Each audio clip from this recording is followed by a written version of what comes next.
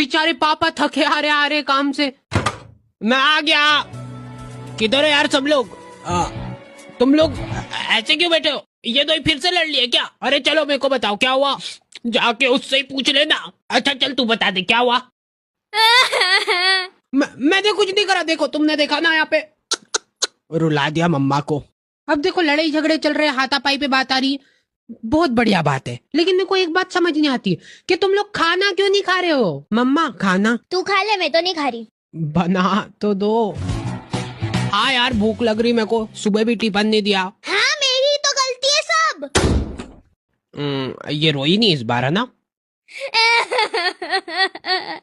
ये बोला ही था मैंने तो। फिर से रुला दिया मम्मा को। क्या मजे क्या आते हैं आपको? वाह मैं तो जा रही हूँ, मेरे आश्रम जाने का टाइम हो गया है, सेवा करनी है मेरे को।